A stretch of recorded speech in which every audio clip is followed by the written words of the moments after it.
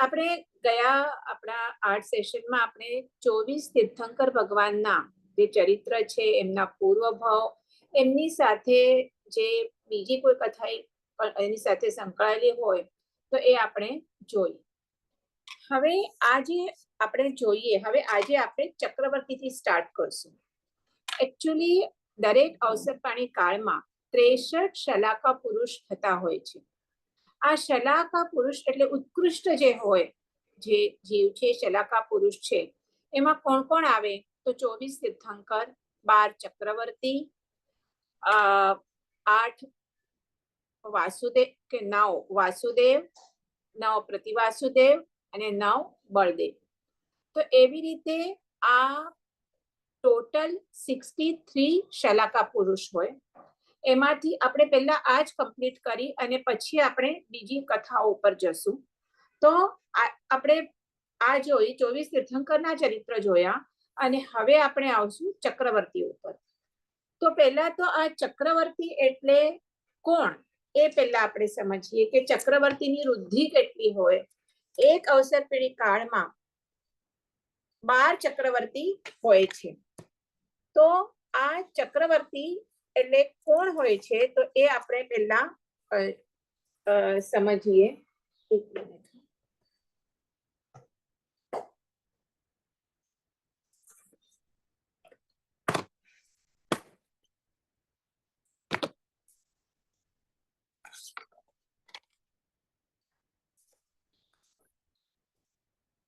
ચક્રવર્તી એટલે 6 ખંડના અધિપતિને ચક્રવર્તી કહેવામાં આવે છે.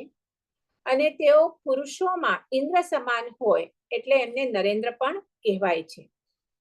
અને મેં કીધું એવી રીતે આ અવસર પેઢી કાળમાં ભરત ક્ષેત્રમાં 12 ચક્રવર્તી થયા.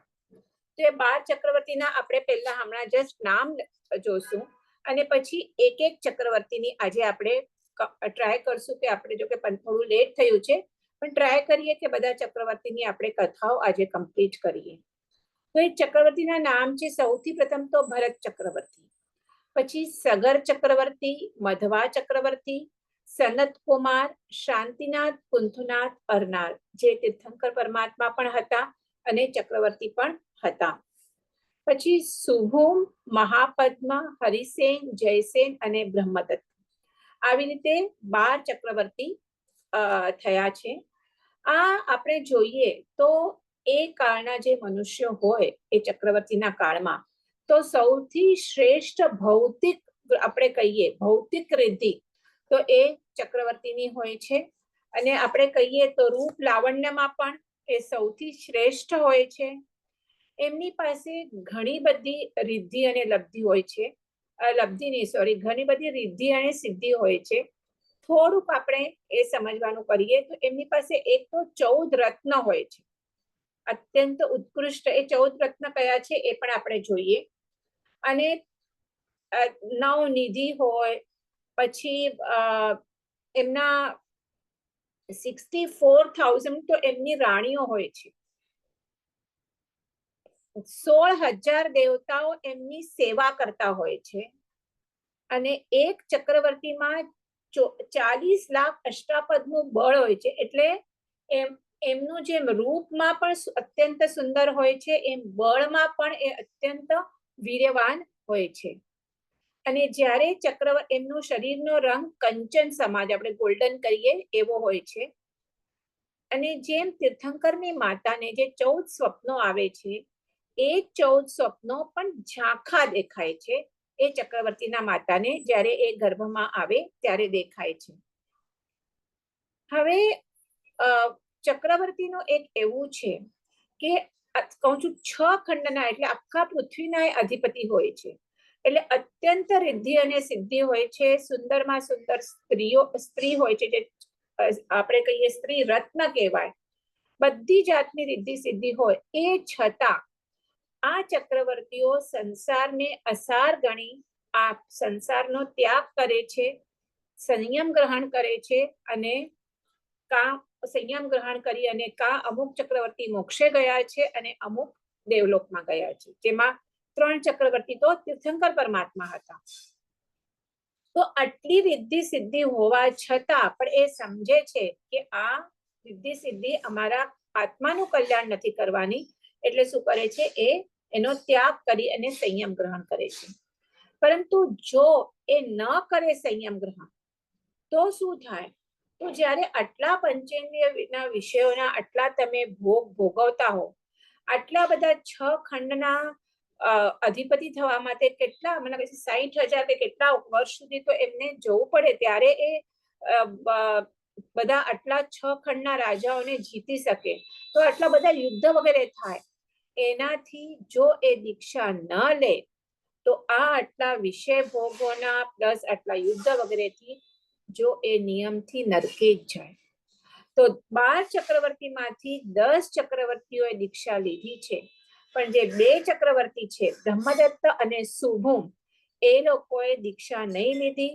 બ્રહ્મદત્તને તો એમના જે મિત્ર હોય છે આગલા ભાવ, એ પણ ઘણું સમજાવે છે, પણ એ નથી લેતા દીક્ષા અને અંતે નરકમાં જાય છે. તો હમણાં આપણે જે 10 ચક્રવર્તી કે જેઓએ દીક્ષા લીધી છે, સંયમ ગ્રહણ કર્યો છે, એની જે એક એક કથાઓ છે એ આપણે જોઈએ. પણ એના પહેલા મેં કીધું દરેક ચક્રવર્તી પાસે 14 રત્ન હોય છે. તો એ રત્ન કયા કયા છે એ આપણે જાણીએ. તો એમાંથી 7 રત્ન પંચેન્દ્રિય છે અને 7 બાકીના રત્ન હોય છે એ શું હોય છે? એ એકેન્દ્રિય રત્ન હોય છે. એકેન્દ્રિય એટલે જેમ કે રત્ન છે, આપણે આ ડાયમંડ પણ પહેરીએ છીએ, ગોળ, આ બધા શું છે? એકેન્દ્રિય જીવોના કલેવર છે. આ બધા પૃથ્વીકાય જીવના કલેવર છે. તો એવી રીતે આ 7 રત્ન હોય છે એ એકેન્દ્રિય છે. અને 7 કયા કયા? સેનાપતિ, ગાથાપતિ, વાર્ધિક્ય, પુરોહિત, સ્ત્રી, અશ્વ અને ગજ એટલે કે હાથી. આ 7 શું હોય છે? પંચેન્દ્રિય રત્નો છે. રત્ન એટલે બેઝિકલી સૌથી ઉત્કૃષ્ટમાં ઉત્કૃષ્ટ. અને 7 એકેન્દ્રિય જેમ કે ચક્ર, છત્ર, ચર્મ, દંડ, અસી, મસી અને કાકેરી રત્ન એ એકેન્દ્રિય પૃથ્વીકાયના જીવ હોય છે. તો હવે આપણે એક એક સમજીએ. સૌથી પહેલા તો ચક્ર રત્ન, કે જેના ઉપરથી ચક્રવર્તી કહેવાય છે. તો આ ચક્ર રત્ન હોય છે તો એ કેવો હોય છે? 1000 યક્ષથી શું થાય છે? અધિષ્ઠિત હોય છે. સૂર્ય સમાન તેજસ્વી એ ચક્ર રત્ન હોય અને એ આકાશમાં અધ્ધર જ રહેતું હોય છે. અને એ ચક્રવર્તીના આયુધ શાળામાં પોતે જ ઉત્પન્ન થાય છે. તો ત્યારે એ આયુધ શાળાનો જે ઉપરી હોય છે એ રાજાને ખબર આપે છે કે આપના આયુધ શાળા એટલે ગુજરાતીમાં સમજો છો ને બધા, જ્યાં બધા વેપન્સ હોય. હા, વેપન્સ જ્યાં રાખવામાં આવે એને ગુજરાતીમાં આપણે શું કહીએ? આયુધ શાળા. તો એમાં because it's also one kind of weapon. તો એમાં ઉત્પન્ન થાય છે. ત્યારે રાજાને આયુધ શાળાનો ઉપરી આવીને ખબર આપે છે કે આપના આયુધ શાળામાં ચક્ર ઉત્પન્ન થયું છે. એટલે ચક્રવર્તી એને ત્યાં જાય છે અને ચક્રનું પૂજન વગેરે કરે છે, જળથી અભિષેક કરે છે અને રાજ્યમાં અષ્ટાંગિકા મહોત્સવ કરાવે છે. તો એટલું આ ચક્રનું મહત્વ હોય છે. અને આ ચક્ર પર કેવું હોય કે એ ચક્ર જ્યારે એક વખત ચક્ર છોડે જો કોઈ શત્રુ ઉપર, તો એને હણીને જ પછી એ પાછો આવે. અને જ્યારે એ 6 ખંડ જીતવા માટે નીકળે ત્યારે આ ચક્ર આગળ ચાલે અને એનો માર્ગ બતાવતા ચાલે. પણ એ ભલે બીજા શત્રુને હાણે, પણ એક ચક્રનું પણ એક નિયમ છે કે સગોત્રીય હોય તો એને ન હાણે. સગોત્રીય એટલે સેમ ગોત્રનો હોય. જેમ કે હવે સ્ટોરી આવશે, ભરત જ્યારે બાહુબલી પર ચક્ર છોડે છે ત્યારે બાહુબલીને નથી અણતો, પાછો આવે છે. તો આ બધું આવી રીતે ચક્ર હોય છે. અને આપણે કહીએ તો આ ચક્રને સુદર્શન ચક્ર પણ કહેવાય છે. વાસુદેવ પાસે પણ એ ચક્ર હોય છે. જેમ આપણે સુદર્શન ચક્ર શ્રી કૃષ્ણના લીધે બધાને ખ્યાલ છે. તો આ સૌથી પ્રથમ 14 રત્નમાંથી સૌથી ઇમ્પોર્ટન્ટ આપણે કહીએ તો આ ચક્ર રત્ન છે. બીજું છે દંડ રત્ન. દંડ રત્ન એ પણ આયુધ શાળામાં જ ઉત્પન્ન થાય છે. એ શું કરે? તો જ્યારે ચક્રવર્તી પોતાની વિશાળ સેના લઈ અને 6 ખંડને જીતવા નીકળે ત્યારે જે વિષમ ભૂમિ હોય, ખાડા કચરા વાળી બધે, એને સમ કરે, માર્ગને સાફ કરે અને આ 6 ખંડના વચમાં તો કેટલી બધી ગુફાઓ પણ આવે. એ ગુફાના દરવાજા ખોલે અને આ રત્ન પણ કેવો હોય કે વજ્ર અને રત્નોથી યુક્ત હોય અને ગમે એવા શત્રુનો નાશ કરવા માટે સમર્થ હોય. એટલે આવા બધા રત્નો અહીંયા ઉત્પન્ન થાય છે ચક્રવર્તીના, જે એને 6 ખંડ સાધવામાં મદદ કરે. પછી છે એના પછી અસી રત્ન. એ પણ કેવું છે અસી રત્ન પણ? અસી એટલે તલવાર અથવા ખડક રત્ન પણ એને કહેવાય છે કે 50 અંગુલ લાંબુ 16 અંગુલ પહોળું આવું એ હોય છે. અને એ પણ શું થાય, આ એનાથી એને આ જ્યારે નીકળે 6 ખંડને જીતવા તો આ અસી રત્ન એને મદદરૂપ થાય છે, શત્રુનો નાશ કરે છે અને પહાડ આદિને પણ એ ભેદી શકે છે. પછી છે છત્રરત્ન. આ છત્રરત્ન પણ આયુધ શાળામાં જ ઉત્પન્ન થાય છે અને એની એક વિશેષતા હોય છે છત્રરત્નની. એક તો એને જ્યારે આ સ્પર્શ કરે કોણ? ચક્રવર્તી, તો એનું જે પેલા નાનું છત્ર હશે પણ એનું વિશાળ એનું આ શું થાય છે પરિઘ થઈ જાય છે. કેટલો? તો 12 યોજન વિસ્તાર વાળું એ બને છે. એનાથી શું થાય છે કે ચક્રવર્તીની જે આખી સેના જતી હોય એના ઉપર એ આખું એને કવર કરે છે કે અને એમાં હજી એક વિશેષતા કે એ ઉનાળામાં ગરમી એટલે શીતળતા આપે. એટલે આટલું બધું જ્યારે 6 ખંડના એના બધા સૈનિકો વગેરે જતા હોય તો એના ઉપર એ છત્ર હોય એટલે ઉનાળો ગરમી હોય તો શીતળતા આપે અને ઠંડીની મોસમ હોય તો ગરમી આપે. એની વિશેષતા છે. તો એવું આ છત્રરત્ન એની પાસે ઉત્પન્ન થાય છે. પછી છે એના પછી ચર્મરત્ન. હવે ચર્મરત્ન એની પણ એક વિશેષતા છે. એક તો જ્યારે ઉત્પન્ન થયું હશે ત્યારે તો નાનું હોય, પણ પછી જ્યારે એને આ જાય છે 6 ખંડ સાધવા માટે, એની સાથે ચર્મરત્ન હોય, મોટી સેના હોય અને રસ્તામાં વચ્ચે મોટી નદી આવે તો આટલી બધી સેનાઓને કેવી રીતે પાર કરવાનું? તો આ શું કરે? આ ચર્મરત્ન પાણીમાં તરે અને જેવો ચક્રવર્તી એને સ્પર્શ કરે તો શું થાય? એ નદી પાર કરાવવા માટે જહાજનું કામ કરે. એટલું મોટું થઈ જાય ને પોતે તો તરે એટલે એમાં બેસી અને પછી એની સેના બીજી બાજુ જઈ શકે નદીના. પછી હજી પણ એના ઉપર છે હજી પણ એનું એક વિશેષતા છે કે ગાથાપતિ એટલે જે એનું એ પછી આવશે ગાથાપતિ એટલે જે એનું ભંડાર વગેરે સંભાળે એ ચર્મ ઉપર એ બીજ મૂકે, અનાજનું બીજ. હવે આટલા બધા સેનાને આટલા વર્ષો સુધી ખાવા માટે તો આટલું બધું તો કેરી ન જ કરી શકે.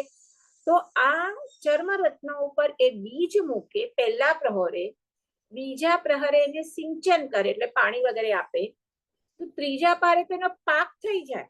એક પ્રહરમાં એનો પાક બની જાય અને ચોથા પ્રહરે એ પાક કાઢી લણી અને રસોઈયાને રસોઈ કરવા માટે આપે, આ ગાથાપતિ.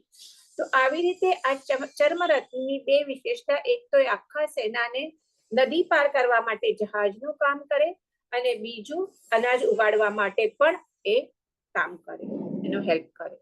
તો આ છે ચર્મરત્ન. પછી છે મણિરત્ન. આ મણિરત્ન છે એ લક્ષ્મીના ભંડારમાં ઉત્પન્ન થાય. એ શું કરે મણિરત્ન? તો એનું મુખ્ય એનો પણ સૂર્ય જેવો દિવ્ય પ્રકાશ હોય એટલે એ આરોગ્ય પ્રદાન કરે, સર્વ દુઃખનું હરણ કરે કે જેનાથી વૃદ્ધાવસ્થા ન આવે. તો આ મણિરત્ન સર્વ રત્નોમાં શ્રેષ્ઠ છે અને આને જે ધારણ કરે મણિરત્નને એ કોઈ દિવસ સંગ્રામમાં એટલે કે યુદ્ધમાં હારે નહીં, એને વૃદ્ધાવસ્થા આવે નહીં. એટલે ચક્રવર્તી જ્યારે ગુફાઓ હોય તો એમાં એના જે હાથી ઉપર બેઠા હોય કે અશ્વ ઉપર બેઠા હોય તો એને આ મસ્તક ઉપર આ રત્ન બાંધે એટલે તો પ્રકાશ થાય અને પછી એ બાંધી અને પછી એ ગુફામાં પ્રવેશ કરે. એટલે એ આગળ અને આજુબાજુના જે માર્ગને શું કરે? પ્રકાશિત કરે. પછી સાતમું રત્ન છે કાંકણી રત્ન. હવે કાંકણી રત્ન એનું પણ મુખ્ય ઉત્પત્તિ સ્થાન છે લક્ષ્મીનું ભંડાર.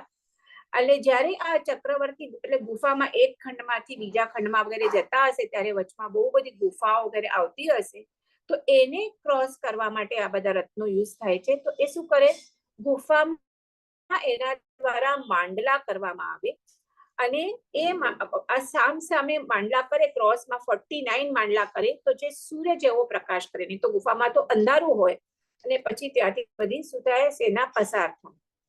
તો આ શું કરે, આ રત્ન વિષને હરવા વાળું છે અને આ રત્ન વડે ગુફામાં ભીતનો ઉપર મંડળો એટલે કે માંડલા દોરવામાં આવે ત્યારે સૂર્યનો જેમ પ્રકાશ કરે અને આ પ્રકાશના માધ્યમથી 6 ખંડમાં લોકો ગુફામાંથી અવર જવર કરી શકે. નહીં તો મોટી ગુફાઓ હોય અને એકદમ અંધારું હોય, આપણી હમણાંની ગુફામાં પણ અંધારું હોય છે, તો એના માટે આ પ્રકાશનું કામ કરે. અને ચક્રવર્તી જ્યાં સુધી જીવે કે ત્યાં સુધી અથવા તો દીક્ષા ન લે ત્યાં સુધી આ ગુફાઓમાં પ્રકાશ રહે છે. તો આ 7 રત્ન થયા, બરાબર. હવે છે 8મું સેનાપતિ રત્ન. હવે એનો સેનાપતિ પણ કેવો હોય છે, ચક્રવર્તી. તો આપણે કહીએ તો પરાક્રમા સિંહ જેવા આવી રીતે વર્ણન કરેલું છે, એ હું વાંચું છું. તેજસ્વી કેવા તો સૂર્ય જેવા, બુદ્ધિમાન કેવા તો બૃહસ્પતિ જેવા અને સર્વ લક્ષણોથી યુક્ત એવું આ સેનાપતિ રત્ન હોય. એ શું કરે, મુખ્ય કાર્ય આખી ચક્રવર્તીના સેનાનું સંચાલન કરે અને 4 ખંડ પર વિજય મેળવે. અને જે ચક્રવર્તીના જે આપણે રત્ન કહીએ ને, 80 એટલે કે તલવાર છે, ચર્મ, દંડ, અશ્વ અને છત્ર, એ 5 રત્નનો ઉપયોગ આ સેનાપતિ કરે. સેના માટે, આ યુદ્ધોમાં જીતવા માટે. એટલે ચક્રવર્તીની સંપૂર્ણ વિશાળ સેનાનો આ શું છે, સેનાપતિ નાયક હોય. પછી છે ગાથાપતિ રત્ન. ગાથાપતિ એટલે એનું મુખ્ય કાર્ય જે હોય કે અન્ન ભંડારના અધિપતિ ભોજન સામગ્રી ઉત્પન્ન કરે. આટલી મોટી વિશાળ સેના હોય, મેં હમણાં બોલ્યું કેટલી વિશાળ સેના છે, એમાં 84 લાખ હાથી, 84 લાખ રથ, 84 લાખ ઘોડા અને 96 કરોડ પાયદળ. આટલી વિશાળ સેના. તો એના માટે આ ભોજન સામગ્રી કોણ ઉપલબ્ધ કરે, આ ગાથાપતિ રત્ન. અને એના માટે મેં શું કીધું, આ દંડ રત્ન જ કીધું ને, ના ચર્મ રત્ન. એ આ ચર્મ રત્નના મદદથી એ આટલું બધું અનાજ ઉગાડે અને વાવે, આ બધું કરે. ચર્મ રત્ન એક જ દિવસમાં એને આટલું બધું શું કરે, એ ઉગાડી આપે. પછી છે વાર્ધકી રત્ન. આ વાર્ધકી રત્ન શું છે, એનું મુખ્ય કાર્ય છે વાસ્તુશાસ્ત્ર પ્રમાણે ગામ, ઘર, પુલ, પડાવ આદિનું નિર્માણ કરે. આટલું મોટું આ હોય એટલે પડાવ પણ કરવા પડે ને, તો એનું નિર્માણ કોણ કરે, આ વાર્ધકી રત્ન. રસ્તામાં નદી આવે તેના પર પુલ બનાવવા હોય તો એનું કાર્ય પણ એ કરે. પછી છે પુરોહિત રત્ન, 11મું.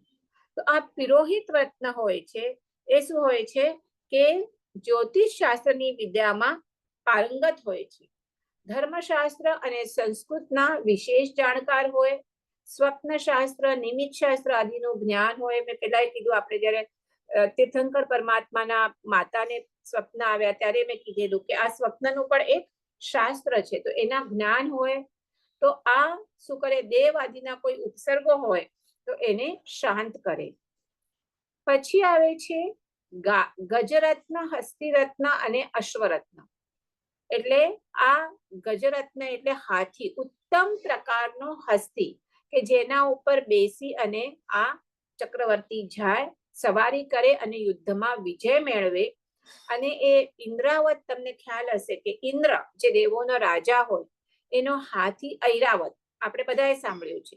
તો આ ઐરાવત કેવો હોય, એવી રીતે આ હાથી પણ સર્વ ગુણ સંપન્ન હોય, સર્વ હાથીઓમાં શ્રેષ્ઠ હોય. અને એના મસ્તકે ઓલું જે મણિરત્ન મેં કીધું ને, એ મણિરત્ન બાંધવામાં આવે અને પછી એટલે આખો એનો ચક્રવર્તીનો જે આખો રસ્તો છે શું થાય, પ્રકાશમાન થઈ જાય અને પછી એ ગુફામાં પ્રવેશ કરે. એવી જ રીતે અશ્વરત્ન જે ઉત્તમ પ્રકારનો હસ્તી હાથી હોય ચક્રવર્તી પાસે, એવી જ રીતે ઉત્તમ પ્રકારનો અશ્વ પણ હોય કે એના ઉપર કોણ સવારી કરે, સેનાપતિ સવારી કરે. અને એ આ 4 ખંડ ઉપર, 6 ખંડમાંથી 4 ખંડ, બીજો, ત્રીજો, ચોથો ને છઠ્ઠો, એ 4 ખંડ ઉપર આ સેનાપતિ વિજય મેળવે. હવે એમાં એમ લખ્યું છે કે આ કેવો છે, આ એની વિશેષતા છે અશ્વરત્નની, કે કમળ ઉપર ચાલે તો પણ કમળ તૂટે નહીં, એ પાણી ઉપર, જલ ઉપર પણ ચાલી શકે, પછી ઇન્દ્રના ઘોડા જેવો સર્વગુણ સંપન્ન હોય અને બધા ઘોડાઓમાં શ્રેષ્ઠ હોય. એના ગળામાં એક ચક્ર હોય, એટલે અશ્વના ગળામાં, જેને દેવમણી કહેવાય. અને પ્લસ એના જે ઘોડાના 12 અંગ હોય એના ઉપર પણ ચક્રનું એક એક ચિહ્ન હોય. સો એ અગ્નિ, પર્વત, નદી, ખાઈ બધાને એ ઓળંગીને ચાલી શકે. આપણે ખબર છે ને આનું ઘોડો કહેવાય રાણા પ્રતાપનો, શું નામ ઘોડાનું ભૂલી ગઈ હું. તો ઓલી કઈ એક મોટી વચમાં રાણા પ્રતાપ જયારે અકબર સાથે યુદ્ધ કરતો તો મને હમણાં યાદ આવી વાત કરતા કરતા. તો એ આખો આપણે વાંચીએ છીએ કે 2 શિખરના ટોચ હોય છે ને પાછળ એની અકબરની સેના આવતી હોય છે. તો કેવી રીતે બચવું, તો આ નામ કોઈને યાદ આવે છે, મને તો જીભ ઉપર છે ને ભૂલી ગઈ. અને આખું એક એના ઉપરથી, એક ક્લિફ ઉપરથી એ બીજા ક્લિફ ઉપર એના માલિકને લઈને એ કૂદે છે. ચેતક હોય છે. હા, ચેતક, રાઈટ, ચેતક ઘોડો. હજી સુધી આપણે બધા એનું નામ પણ એટલે. તો એવા અશ્વો આ તો હમણાંના કાળના આપણે ખબર છે, 400-500 વર્ષ પહેલા. તો આ તો હવે ચક્રવર્તીના, તો એનો અશ્વ તો કેવો હશે, we can just imagine only. તો એ આવી રીતે કીધેલું છે. અને 14મું છેલ્લું રત્ન છે સ્ત્રી રત્ન, કે આમ તો ચક્રવર્તીને 64,000 રાણીઓ છે શ્વેતાંબર આમન્યા પ્રમાણે, મારા ખ્યાલ પ્રમાણે દિગંબર આમન્યા પ્રમાણે 96,000 રાણીઓ છે. પણ સૌથી જે મુખ્ય રાણી, પટરાણી હોય તે આ સ્ત્રી રત્ન હોય, અત્યંત સ્વરૂપમાન હોય, ચક્રવર્તીને ભોગ્ય હોય, ક્યારે પણ વૃદ્ધ ન થાય, સદા યુવાન જ રહે, અને એ વિદ્યાધર રાજાની કુંવરી હોય, અને દરેક ઋતુને અનુકૂળ એનો સ્પર્શ હોય, કે એના સ્પર્શથી જ રોગ નાશ પામે. અને એના વાળ પણ કેટલા લાંબા, તો પગની પાની સુધી તો એના વાળ હોય. અને એવું કે છે કે ચક્રવર્તી હવે 64,000 રાણીઓ હોય, તો ચક્રવર્તી મૂળ રૂપથી આ સ્ત્રી રત્ન પાસે જ હોય, અને પછી જે બીજી બધી રાણીઓ હોય એની પાસે એના વૈક્રિય રૂપ હોય. મૂળ રાણી તો એની પાસે જ હોય. અને આ સ્ત્રી રત્ન પણ એવું હોય ને, એને પણ તીવ્ર ભોગાવલી કર્મનો ઉદય, એને પણ એ ભલે અત્યંત સુંદર હોય એ હોય. અને એવું કે છે કે એના કુક્ષીમાં મોતી પાકે પણ ક્યારે પણ સંતાન ન થાય. અને ચક્રવર્તીના વિરહ હોય ત્યારે એ વિરહથી આર્ત રૌદ્ર ધ્યાન કરી અને નિયમથી જે સ્ત્રી રત્ન હોય એ આટલા બધા ભોગ ભોગે, ભોગ ઇઝ ઓલ્સો નોટ ગુડ, તો નરકે જ જાય. અને એ દીક્ષા નહીં લઈ શકતી હોય. અને મેં કીધું એવી રીતે જો ચક્રવર્તી પણ જો દીક્ષા ના લે તો એ પણ નરકે જાય. એટલે આ અહીંયા લખ્યું છે કે આપણે કહી શકીએ કે એને મિસ યુનિવર્સ કે મિસ કહીએ, વિશ્વ સુંદરી, તો એવી આ ચક્રવર્તી, મે બી એના કરતા પણ ઘણી ઘણી સુંદર હશે. તો આવી રીતે આપણે આ ચક્રવર્તીની રિદ્ધિઓ જોઈ, એમાં જ આપણો તો ઘણો ટાઈમ થઈ ગયો. એની સાથે કીધું એટલે 9 પ્રકારની નિધિ હોય, બધું ઘણા બધા મેં કીધું, ઘણી બધી રિદ્ધિ સિદ્ધિ હોય છે. આપણે એટલું હવે જોઈ લીધું. હવે આપણે એક એક ચક્રવર્તી જે છે એનું આપણે જોઈએ. તો સૌથી પ્રથમ ચક્રવર્તી છે કોણ? ભરત ચક્રવર્તી, જેનું થોડુંક તો આપણે જે ઋષભ આ અવસર પરિકાળના પ્રથમ તીર્થંકર ઋષભદેવ ભગવાનના પુત્ર, એમના જ પુત્ર પ્રથમ ચક્રવર્તી ભરત ચક્રવર્તી છે. અને ત્યારે યુગલિકોનું જયારે ઋષભદેવ જન્મ્યા ત્યારે યુગલિક ભરત ચક્રવર્તી છે ને, may be Rishabhdev must be the last one, ત્યારે યુગલિકનો એ ચાલતો હતું કાળ. એટલે જે એમને તો જો કે એમને બે પત્ની એટલા માટે હતી, સુમંગલા અને કઈ સુદર્શના કે કઈક નામ હતું, કે જે એકચ્યુઅલી એમને તો એ ઋષભદેવ અને બીજી એક જે સાથે એમની પત્ની આપણે કહીએ કે જે એ યુગલિક તરીકે જન્મ્યું હતું અને મોટા થયા પછી એ જ પતિ પત્ની થાય. પણ ત્યારે એવું બને છે, મેં કીધેલું કે ઋષભદેવ વખતે કે ત્યારે અને એ સાથે જ જન્મે અને સાથે જ મૃત્યુ પામે. પરંતુ હવે કદાચ મે બી યુગલિકનો કાળ પતવાનો હશે એટલે બીજા એક યુગલિક હોય છે, એનાથી એક યુગ એટલે એક પુરુષનો એના ઉપર માથા ઉપર કંઈક નારિયેળ કે પડે છે અને મૃત્યુ થાય છે, એટલે એની જે પત્ની હોય છે એને આ ઋષભદેવની પત્ની તરીકે કે છે બધા નાભી રાજા કે જે બી એમના ત્યાં હશે, કે હવે એને તું સંભાળ. એટલે સુમંગલા અને બીજું નામ હું ભૂલી ગઈ. તો આવી રીતે ઋષભદેવની બે પત્ની હોય છે. પણ આ જે સુમંગલાથી જે આ થાય છે એ ભરત ચક્રવર્તી, કે એમના માતાનું નામ સુમંગલા હોય છે. હવે આપણે એ પણ ખબર છે કે જ્યારે ઋષભદેવ ના કાળમાં પહેલા તો કલ્પવૃક્ષ હતા, એટલે કલ્પવૃક્ષ આસ્તે આસ્તે ડિમિનિશ થવા લાગ્યા. એટલે બધી જે અનાજ વાવવાની વગેરે બધી જે કળાઓ એ કોણે શીખવાડી? ઋષભદેવે. તો આ ઋષભદેવે ભરતને 72 કળા શીખવાડી.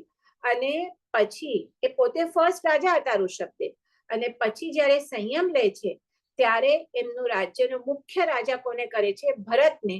તક્ષશિલાનું રાજ્ય આપે છે એમના બીજા પુત્ર બાહુબલીને, અને બીજા નાના રાજ્ય બધા પોતાના ટોટલ એમને કેટલા 900 પુત્ર હોય છે, ને 2 દીકરીઓ બ્રાહ્મી અને સુંદરી. એટલે ત્યારથી આ યુગલિકનો કાળ પછી બંધ થાય છે. ઋષભદેવ જન્મે છે ત્યાં સુધી હોય છે. તો એમને બ્રાહ્મી અને સુંદરી 2 પુત્રી અને આ 100 પુત્રો, તો બધાને એ પોતાનું રાજ્ય વાટી આપે છે. પણ પ્રમુખ રાજ કોની પાસે હોય છે? ભરત પાસે હોય છે. હવે મેં કીધું એવી રીતે આ ચક્રવર્તી થાય છે. તો ચક્રવર્તી કેવી રીતે? તો એમના આયુધ શાળામાં જે આપણે સૌથી 14 રત્નમાંથી પ્રથમ રત્ન ચક્રરત્ન ઉત્પન્ન થાય, અને ત્યારે આવી અને આયુધ શાળાનો જે ઉપરી હોય છે એ આવીને એમને ખબર આપે છે કે આપના આયુધ શાળામાં ચક્ર ઉત્પન્ન થયું છે. હવે એ જ સમયે એને બીજા એના સેવક આવીને ન્યૂઝ આપે છે કે ઋષભદેવને પુરીમ તાલના શક્તાન યુદ્ધાનમાં કેવળ જ્ઞાન પ્રાપ્ત થયું છે. તો હવે બે news at the same time એને થાય છે. તો મેં કીધું એ generally what is the protocol, કે એક પ્રથા હોય કે ચક્રરત્ન ઉત્પન્ન થાય ત્યારે રાજા ત્યાં જાય, એની પૂજા વગેરે બધું અભિષેક વગેરે કરે અને બધું હોય. પણ આ બાજુ સેમ ટાઈમે ઋષભદેવ ભગવાનને કેવળ જ્ઞાનનું પણ એને ન્યૂઝ મળે છે. તો એ પ્રથમ પેલા વિચાર કરે છે કે શું કરું, ક્યાં જાઉં પહેલા. પણ પછી એ યોગ્ય નિર્ણય કરે છે કે સૌથી પ્રથમ એ પ્રભુની પૂજાની તૈયારી કરવા માટે આજ્ઞા આપે છે, અને પોતાના માતાને, મરુદેવી માતાને એ હાથી ઉપર બેસાડીને, પોતાની દાદી ઋષભદેવની માતા મરુદેવી માતા, તો એમને હાથકણ એ બહુ વર્ષોથી જ્યારથી ઋષભદેવ દીક્ષા લીધી ત્યારથી માતાનો જીવ, એટલે બહુ જ ચિંતા કરતા હોય છે, એમના વિરહમાં રડતા હોય છે કે મારો દીકરા ઋષભે કેવા હાલતમાં જીવતો હશે. રડી રડીને એમની આંખો ગઈ હોય છે. અને ભરતને આખો વખત ઉપાલંબ આપે કે તું તો તારા પિતાનું કંઈ ધ્યાન રાખતો જ નથી. એટલે આ ભરત આ પોતાના દાદી મરુદેવી માતાને લઈ હાથીઓના અંબાડી ઉપર બેસી અને સૌથી પ્રથમ ઋષભદેવ ભગવાન પાસે જાય છે, અને ત્યાં એમની વાણી વગેરે સાંભળે છે. બરાબર છે. અને પ્રભુ પાસે શ્રાવક વ્રત અંગીકાર કરે છે, શ્રાવક પણ અંગીકાર કરે છે, કારણ હજી એમના ભોગાવલી કર્મ બાકી છે. એટલે હમણાં એ શું થાય, એ સંસારનો ત્યાગ તો ન કરી શકે, અને હમણાં તો હજી ચક્રવર્તી થવાનું બાકી છે. એના પછી એ પાછા આવે છે, ચક્રવર્તી વગેરે ઓલો ચક્ર લે છે, અને આ આખો બધાનું પોતાનું આટલું મોટું લશ્કર, હાથીઓ, અશ્વો, વિશાળ રથ વગેરે પાયદળથી બધા પ્રયાણ કરે છે, અને આ 6 ખંડ શું માટે? જીતવા માટે નીકળે છે.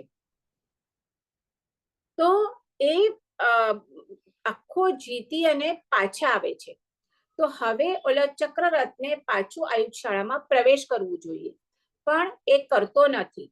તો પૂછે છે સેનાપતિને કે કેમ નથી થયું? તો એ કહે છે કે તમે 6 ખંડના બધા રાજ્ય જીતી લીધા છે, પણ તમારા જે ભાઈ છે, કોણ, બાહુબલી, એ અગ્રી નથી થતા તમારા આજ્ઞાની અંડર આવવા. એકચ્યુઅલી 98 ભાઈઓને પણ એ જ પ્રોબ્લેમ હોય છે, અને એ ભાઈઓ જાય છે ઋષભદેવ પાસે અને પછી દીક્ષા લઈ લે છે, એટલે એમના રાજ્ય તો ભરતના અંડરમાં આવી જાય છે.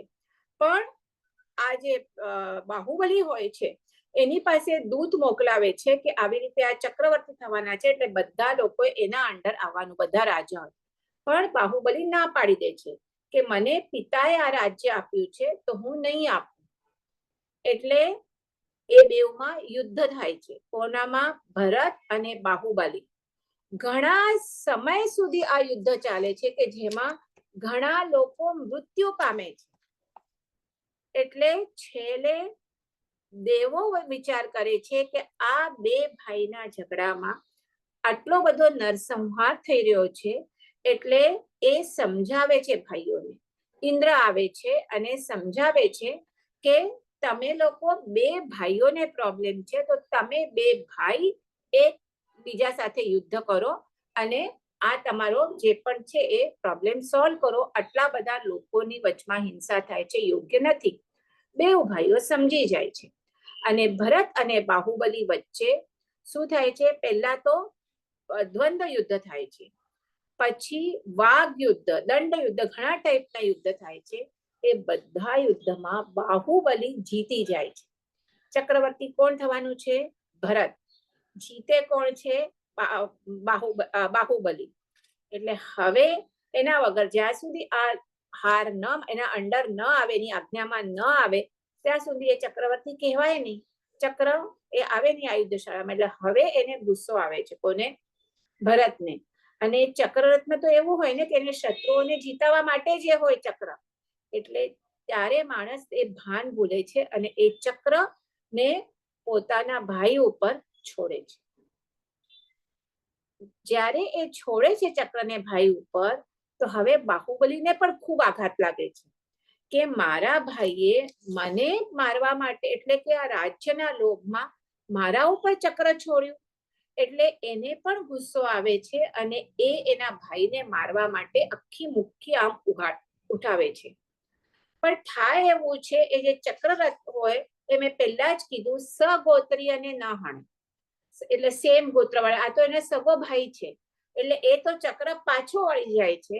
પણ હવે બાહુબલીને ગુસ્સો આવ્યો હોય છે, એટલે બાહુબલી એટલે ભરત ચક્રવર્તીને મારવા માટે મુઠ્ઠી ઉપાડે છે. હવે આને સ્ટોરી ખબર હશે, પણ ત્યારે એક સરસ સારો વિચાર એના મનમાં આવે છે કે ભાઈએ તો જે કર્યું એ, પણ હું નાનો ભાઈ થઈને હું મોટા ભાઈને આ રાજ્ય માટે જ ક્યાં મારવા માટે નીકળ્યો?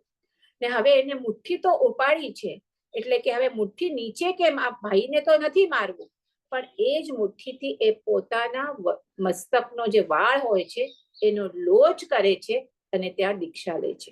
બાહુબલીની સ્ટોરી મેં પહેલા કીધી છે, એટલે આપણે આગળ નથી જતા. પણ બેઝિકલી એટલે એનું રાજ્ય પણ ભરતને મળી જાય છે. એટલે હવે ભરત ચક્રવર્તી થાય છે. હવે ભરત ચક્રવર્તી થાય છે, પણ ને જે ચક્રવર્તીની સંપદા વગેરે બધી હોય, રિદ્ધિ શુદ્ધિ બધી, આપણે પહેલા જ દરેક ચક્રવર્તીમાં આટલી રિદ્ધિ આવશે, 64,000 અશ્વ ને 64,000 ઘોડા ને કેટલા બધા પાયદળ ને જે છે, કેટલા બધા 14 રત્નો, પછી 96 કરોડ પાયદળ. દરેક ચક્રવર્તી પાસે આ રિદ્ધિ હશે. So we won't repeat every time. તો એક વખત હવે આ ભરત રાજાની આ થોડીક આરીસા ભવનની સ્ટોરી, એ પણ બધાને ખબર હશે, તો એ આપણે કહીએ. તો એક વખત આ સ્નાન કરી અને ભરત રાજા પોતાના અરીસા ભવનમાં એ ઊભા હોય છે. તો ત્યારે એ અરીસા ભવનમાં એના હાથની, રાજા છે, ચક્રવર્તી છે, એટલે ફૂલ આભૂષણ પહેરેલા હોય. ખાલી સ્ત્રીઓ જ પહેરે એવું નહીં, રાજાઓને એમાં આ સમ્રાટ ને ચક્રવર્તી ફૂલ. તો 10 હાથમાં એમની વીંટીઓ હોય છે. તો એમાંથી એક આંગળીમાંથી વીંટી પડી જાય છે. જ્યારે આ પડી જાય છે તો એ જુએ છે કે પોતાનું શરીર તો આ શું આ એટલે એને ઓલી અડવી લાગે છે, જુએ છે, સામે દર્પણ હોય છે, અરીસા મહલ હોય છે, એટલે જુએ છે તો બધા આમાં વીંટીઓ, આટલા બધા આભૂષણ, આટલા બધા હાર ને કુંડલ ને માથે મુકુટ ને બધું ફૂલ તૈયાર થઈને આવ્યા હોય છે સ્નાન કરીને. તો આ એક એક જે એની આંગળી હોય છે એકદમ અડવી લાગે છે. તો ત્યારે એ વિચારમાં ચડી જાય છે કે એ આ મારી જે આ શરીરની શોભા છે તો એ શેનાથી છે? તો કે આ બધા આભૂષણોથી શોભા છે. કે મારું શરીર તો કેવું છે, આ તો આખું અશુચિમય છે. જે આપણે બાર ભાવનામાં જે અશુચિ ભાવના છે એ ભાવનામાં, એકત્વ ભાવનામાં ને એ ચડી જાય છે કે શરીર તો કેવું અશુચિમય છે, એમાં વિષ્ટા વગેરે મળના એનાથી એ ભરેલું છે, મૂત્ર વિષ્ટા વગેરે એનાથી ભરેલું છે. અને તો આવા શરીર ઉપરથી એ બધા એક એક કરીને બધા આભૂષણો ઉતારતા જાય છે અને વૈરાગ્ય ભાવનામાં ઊંચા ને ઊંચા ચડતા જાય છે, ક્ષપક શ્રેણીએ પહોંચે છે અને ત્યાં એમને કેવળ જ્ઞાન પ્રાપ્ત થાય છે. કેના શુક્લ ધ્યાનમાં, ક્ષપક ધ્યાનના શુક્લ ધ્યાનમાં પહોંચે છે, ઘાતી કર્મનો ક્ષય થાય છે અને કેવળ જ્ઞાન પ્રાપ્ત થાય છે. હવે જનરલી એક નિયમ છે કે કેવળ જ્ઞાન એટલે શુક્લ ધ્યાન, કેવળ જ્ઞાન ક્યારે થાય? સંયમ ગ્રહણ કર્યા પછી. આ તો હજી ગૃહસ્થ અવસ્થામાં છે, રાજા છે, સમ્રાટ છે, ચક્રવર્તી છે, પણ એમને કેવળ જ્ઞાન પ્રાપ્ત થયું છે. એટલે ઇન્દ્ર રાજા આવી અને કહે છે કે આપે જે દ્રવ્યલિંગ છે એટલે ભલે આપને હવે આપવું તો આપે, આપ હવે આ ચક્રવર્તીપના, રાજાપણાનો ત્યાગ કરો અને આ જે સંયમ છે એટલે સંયમના કપડા, સંયમનો વેશ તમે ગ્રહણ કરો. અને ભરત મહારાજા અગ્રી થાય છે અને પેલા તો લોચ કરે છે, 4 મુષ્ટિ, આમ 5 મુષ્ટિ લોચ હોય પણ એ 4 મુષ્ટિ લોચ કરે છે અને 5મા મુષ્ટિ લોચ કરવા જાય છે તો ઇન્દ્ર એને અટકાવે છે કે તમે આ ન કરો. અને પછી આ જે રજોહરણ વગેરે જે સંયમના આપણે કઈ ઉપકરણ વગેરે હોય છે એ દેવતા એમને આપે છે અને એ હવે સંયમ ગ્રહણ કરી અને એ રામનગર વિહાર કરે છે. વિહાર કરતા કરતા છેલ્લે એ અષ્ટાપદ પર્વત પર આવે છે અને ત્યાં વિધિ સહિત ચતુર્વિધ આહારનું પ્રત્યાખ્યાન કરે છે, અર્થાત અનશન ગ્રહણ કરે છે અને ત્યાં આવી રીતે સાધના કરી પોતાનું આત્મકલ્યાણ કરે છે અને ભરત મોક્ષ પદને પ્રાપ્ત કરે છે. પાદોપગમ સંધારો કરે છે, 1 મહિના સુધી આહાર પાણીનો ભક્ત પ્રત્યાખ્યાન આ કરે છે, શું કહેવાય, સંધારો કરે છે. એમાં પણ 3 અલગ અલગ ટાઈપના પ્રકાર છે. સંધારામાં પણ એ કરી અને પોતાના સર્વ 4 કર્મ તો ઘાતી કર્મ ક્ષય થઈ ગયા છે, બીજા 4 કર્મનો પણ ક્ષય કરી આયુષ્ય, નામ, ગોત્ર ને વિનય એ પણ 4 ક્ષય કરી અને અંતે સિદ્ધ દશાને, મોક્ષ દશાને પ્રાપ્ત કરે છે. તો આ થયું પહેલા ભરત ચક્રવર્તી. હવે આપણે બીજા ચક્રવર્તી પર આવીએ. બીજા છે સગર ચક્રવર્તી. આ સગર ચક્રવર્તી ક્યારે થયા? તો અજીતનાથ ભગવાનના સમયમાં આ બીજા ચક્રવર્તી થયા છે.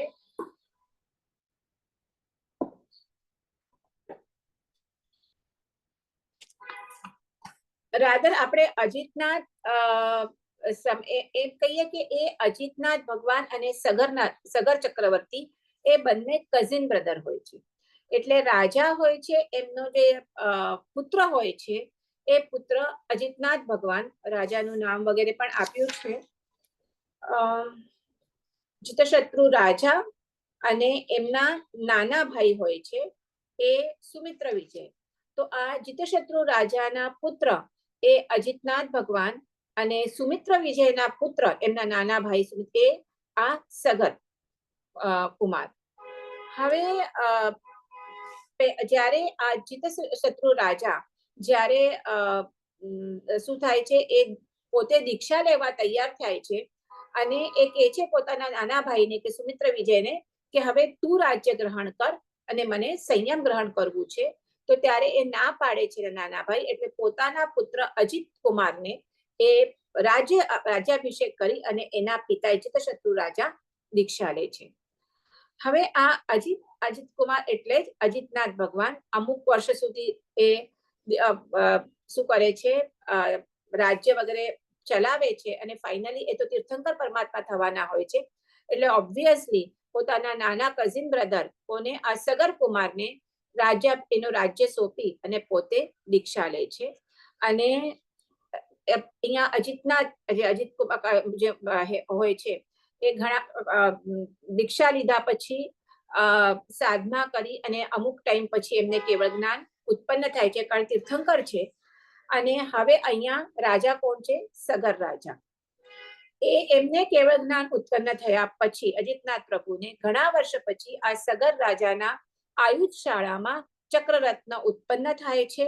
અને એ ચક્રરત્ન ઓફકોર્સ એમનું એટલું પ્રબળ પુણ્યોદય હોય ચક્રવર્તીનું, ત્યારે એમને એ ચક્રવર્તી એનું ફળ મળે. એવી રીતે 8 દિવસ ચક્ર ઉત્પન્ન થાય છે, એનું પૂજન વગેરે કે છે. 8 દિવસ અષ્ટાનિકા મહોત્સવ કરે છે અને પછી 6 ખંડ જીતી અને પોતે એ ચક્રવર્તી બને છે. હવેની જે કથા છે એ સાંભળજો ચક્રવર્તીઓના પુત્રને.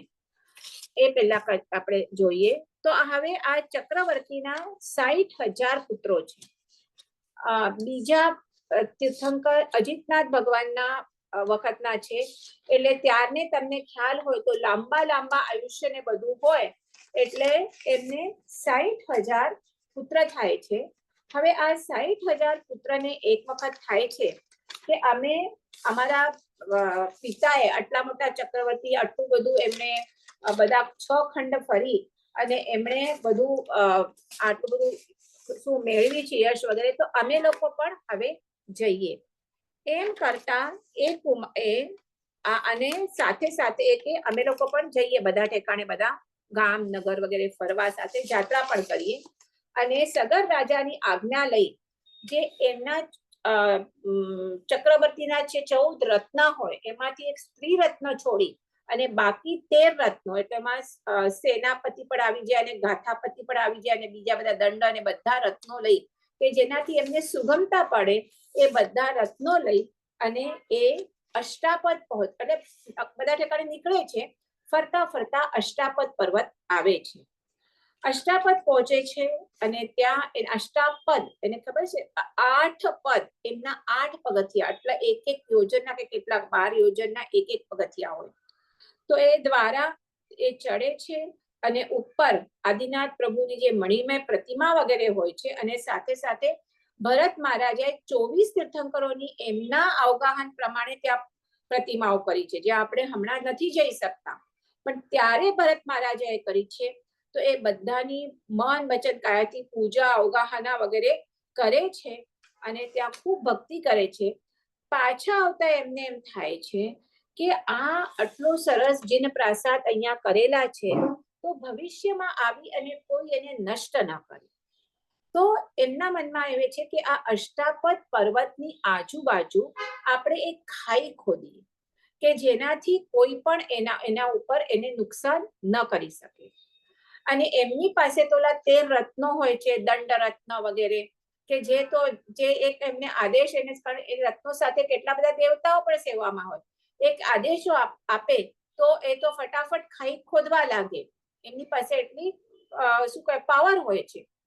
તો હવે એ પૃથ્વીના પિંડ જેટલી ઊંડી ખાઈ ખોદે છે. તો આ તીર્છાલોક છે જ્યાં આપણે છીએ ત્યાં. એના નીચે શું છે? અધોલોક છે.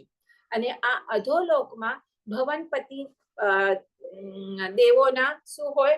આવાસ હોય. એટલે ત્યાં નાગલોક વગેરે, ત્યાં કહીએ ને નાગલોક વગેરે ત્યાં હોય, નાગદેવ વગેરે ત્યાં હોય છે. તો હવે જે એ ખાઈ વગેરે ખોદવા લાગે છે તો અત્યંત ઊંડી ખોદે છે, તો એના જે ધૂળ કાંકરા હોય છે એ નાગલોકમાં જઈને પડવા લાગે છે.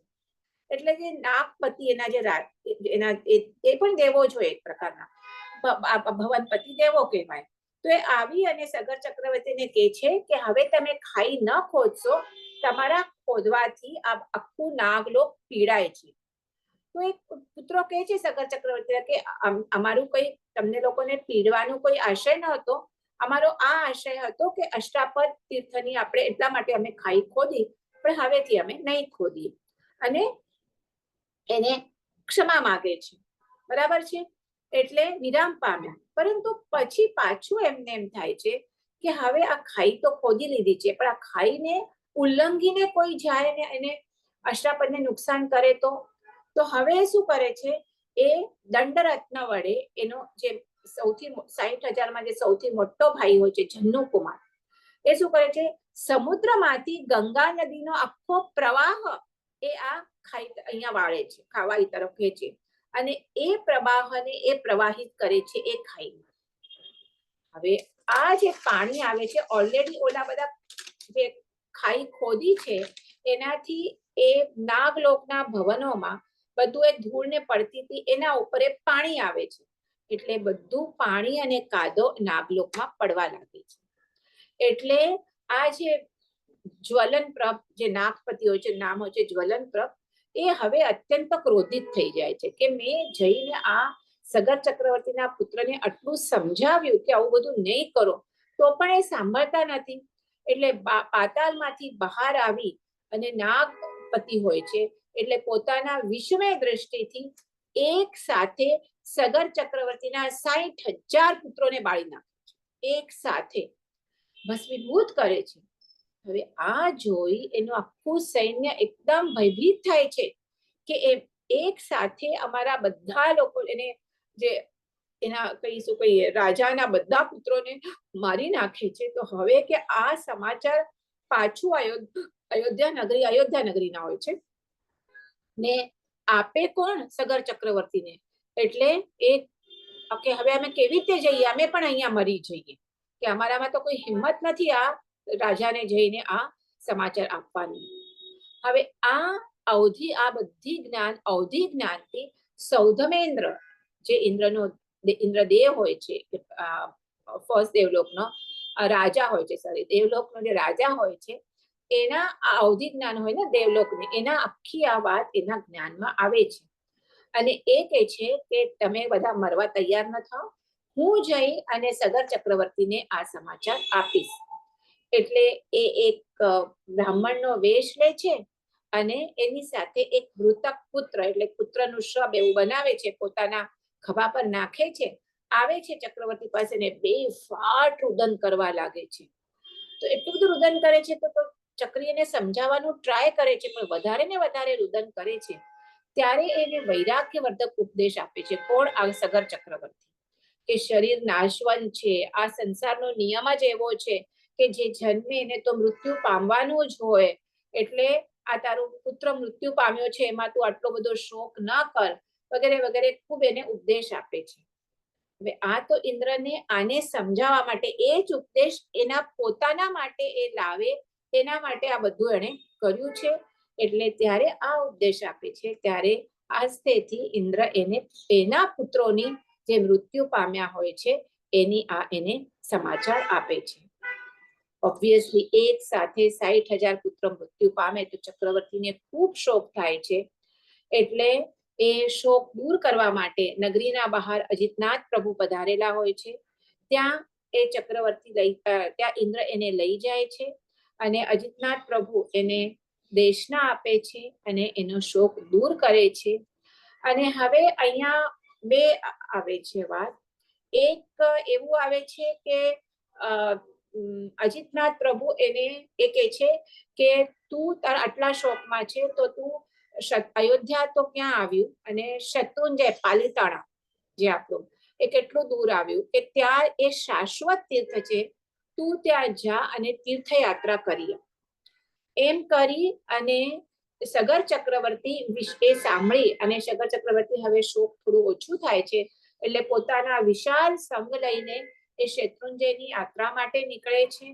અને એની પાસે તો કાંકરી રત્ન હોય છે માર્ગદર્શક માટે, 14 રત્નમાંથી તે બધા બચવા જે તીર્થસ્થાન વગેરે આવે ત્યાં પૂજા દર્શન કરતા કરતા સિદ્ધાચલ તીર્થ પર આવે છે. નદીઓના 14 નદીઓના તીર્થ જળથી પ્રભુનો અભિષેક કરે છે વગેરે બધું આવે છે. અને ત્યાં એમણે આ જે શત્રુંજયના આજના દિવસમાં આજનો 16મો ઉદ્ધાર થયો છે, તીર્થોદ્ધાર, કે જે સૌથી પ્રથમ, આ તો શાશ્વત તીર્થ છે, પણ સૌથી પ્રથમ ઉદ્ધાર ભરત ચક્રવર્તીએ કરેલો. એનો આખો મારો મેં એના પર આખો આર્ટિકલ લખેલું છે 16 ઉદ્ધારનો. અને છેલ્લો ઉદ્ધાર કર્માશાએ કરાવ્યો છે, જે હમણાં આપણે જોઈએ છીએ એ 16મો ઉદ્ધાર કરાવ્યો છે. વચમાં અમુક દેવોએ પણ એના ઉદ્ધાર કરાવ્યો. ભરત ચક્રવર્તી ક્યાં કરોડો વર્ષ પહેલા, અને આ હમણાં આપણે ત્યારે એનું શત્રુંજય તીર્થની શત્રુંજય પહાડની, પાલિતાણા એટલે નીચેનું ગામ ને જે પહાડ છે શત્રુંજય, જે શાશ્વત છે, તો એની બધી હાઈટ ને પણ ઘણી મોટી હોતી. અને ત્યાં સૌથી પ્રથમ ઉદ્ધાર લીધેલો છે ભરત ચક્રવર્તી, અને હવે તો નાનો થઈ ગયો છે, કર્માશય ઉદ્ધાર કર્યો છે. તો આખા 16 ઉદ્ધારનો આખો મેં હમણાં જ થોડા ટાઈમ પહેલા હમણાં ઋષભાઈ અને એ લોકોએ કંઈક આદેશ્વર ભગવાનનું આના ઉપર આખું કંઈક સેમિનાર ને કર્યું હતું અમદાવાદમાં, યશો વિજય નાયકોએ, તો કીધેલું એના ઉપર મેં લખ્યું છે.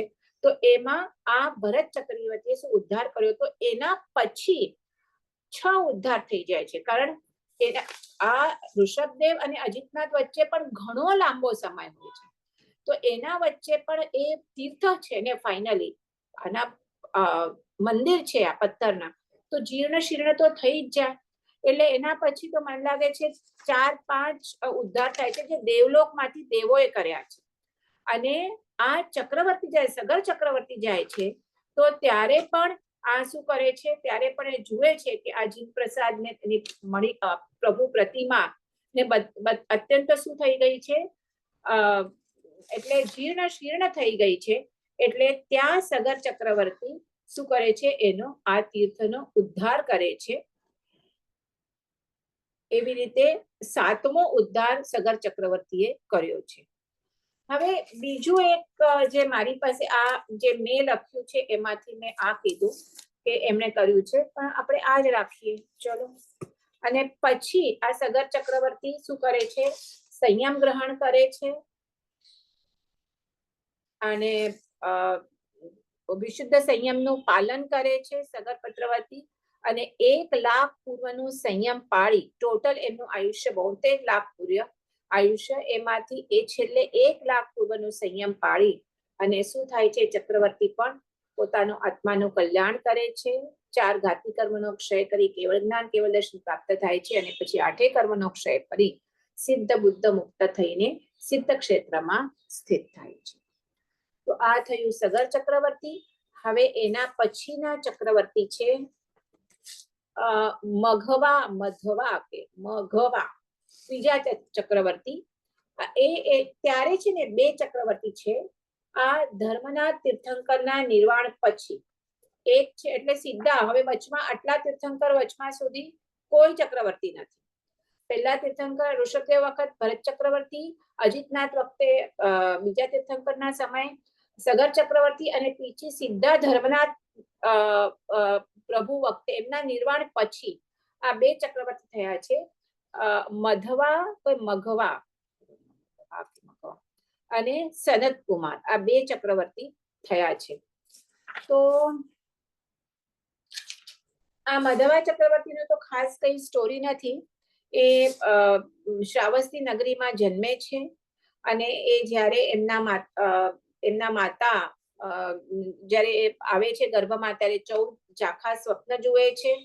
અને પછી જન્મ થાય છે એમનો, અને મોટા થાય છે, રાજા બને છે. એમના શસ્ત્રાગારમાં તેજસ્વી ચક્રરત્ન ઉત્પન્ન થાય છે. પછી એ ચક્રરત્ન અને બીજા રત્નોને લઈ 6 ખંડને સાધે છે અને ચક્રવર્તી બને છે. પણ ચક્રવર્તી બન્યા છતાં, આટલી રિદ્ધિ સિદ્ધિ હોવા છતાં એ અલિપ્ત ભાવમાં હોય છે. એટલે ભોગોમાં આકર્ષયા વિના, ભલે ચક્રવર્તીનું જે હોય છે, આપણે જોયું કે હવે શાંતિનાથ, કુંતનાથ, અરનાથમાં પણ એ જ આવશે.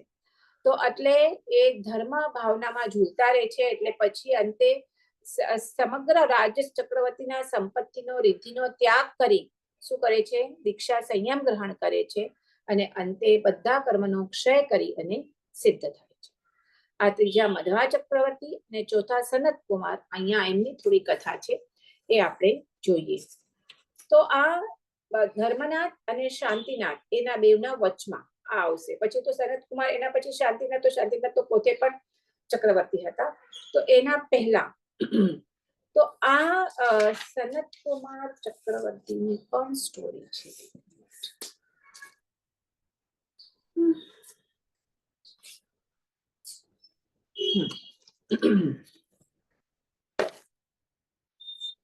હવે એ પણ પેલી જેમ સ્ટોરી છે એમ ચક્રવર્તી થયા એટલે સુધી આપણે જોઈએ બધું ચક્રરત્ન ઉત્પન્ન થયું વગેરે વગેરે.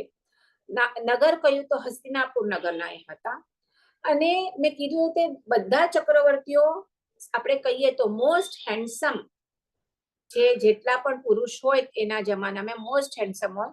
પણ સનત ચક્રવર્તી તો બધા ચક્રવર્તીઓના પણ સૌથી રૂપ એમનું અધિક હતું. એટલા બધા એ રૂપવાન હતા. તો એકવાર સૌધર્મ દેવલોકમાં ઇન્દ્ર મહારાજા આ સનત કુમાર ચક્રવર્તીના રૂપને પ્રશંસા કરી છે. હવે આપણે ખબર છે દેવલોકના દેવો જ ઘણા બધા રૂપવાન હોય છે. તો કોઈ દેવોને થાય છે કે આ આપણા રાજા સૌધમેન્દ્ર એક મનુષ્યની આટલી પ્રશંસા કરે છે, તો કે જઈને અમને જોવા દો. એટલે એ બે દેવો બ્રાહ્મણના રૂપ લઈ અને આ જ્યાં સનત કુમારનું રાજધાની વગેરે હોય છે ત્યાં આવે છે, હસ્તિનાપુર આવે છે ને એના રાજમહેલમાં આવે છે. એ વખતે સનત કુમાર એ સ્નાન કરવા માટે સ્નાનની તૈયારી કરતા હોય છે. અને એના પૂર્વે આપણે કહીએ ને માલિશ, મસાજ, ચક્રવર્તી છે ભાઈ તો એ તો રોજ મસાજ ને બધું તો કરે જ ને, તો એ પીઠી વગેરેનું મર્દન મસાજ કરાવતા હોય છે. તો એટલે આપણે સમજી શકીએ છીએ કે ત્યારે કોઈ મસાજ કરીએ એટલે કોઈ ભારે એવા કપડા કે કોઈ આભૂષણ ને એ તો કઈ ન જ હોય, બરાબર, મસાજ કરે એટલે. અને ત્યારે જ્યારે એ જુએ છે આ બ્રાહ્મણ આવીને આવા એના વેશમાં મસાજના, ત્યારે પણ એમને થાય છે કે ઇન્દ્રે જેવા વખાણ કર્યા હતા એના કરતા તો કેટલા વધારે આ રૂપવાન છે. કોણ? આ સનત ચક્રવર્તી. એટલે રાજી થાય છે. એટલે ચક્રવર્તી પૂછે છે કે તમે કોણ છો, ક્યાંથી આવો છો, શું પ્રયોજન છે? તો એ કે છે અમે પરદેશી બ્રાહ્મણ છીએ અને તમારા રૂપના વખાણ સાંભળી અને અમે ખાસ આવ્યા છીએ. કહેતા નથી અમે દેવલોકમાંથી આવ્યા છીએ. તો કોઈ આપણા વખાણ કરે તો આપણને થોડું અભિમાન તો આવે ને કે વાહ. એટલે એને પણ રૂપનો ગર્વ થાય છે ચક્રવર્તીને. અને એ કહે છે કે તમને મારું રૂપ જોવું હોય તો હમણાં તમે શું જોવો છો? હમણાં તો મારા શરીર પર પીઠી વગેરે લગાડેલી છે, મસાજ ચાલુ છે, તો તમને હમણાં નહીં સમજાય. તમને જો મારું ખરેખર રૂપ જોવું હોય ને તો જ્યારે હું સ્નાન કરી વસ્ત્રાલંકાર ધારણ કરી અને મારા રાજસભા ઉપર સિંહાસન પર બેસીશ ત્યારે આવીને મારું રૂપ જોવું. આપણે પણ આમ તો આપણે સ્ત્રીઓને તો ખાસ ખબર છે, આપણે કોઈના મેરેજ વગેરે હોય તો બ્યુટી પાર્લરમાં જાઓ, સરસ દાગીના પહેરો, સરસ વસ્ત્રાલંકાર, આપણે કહીએ ને 16 શણગાર સજી, તો આપણે એમ થાય કે આપણે હવે સુંદર દેખાઈએ છીએ. એટલા માટે તો આપણે કોઈના ઘરમાં મેરેજ વગેરે હોય તો બાને બોલાવીએ આપણે તૈયાર કરાવવા માટે. તો એવી રીતે એ પણ કહે છે કે હું જયારે ફૂલ તૈયાર થઈને ત્યારે મારું રૂપ જોજો. બ્રાહ્મણ રૂપી જે દેવ હોય છે તે ઠીક છે.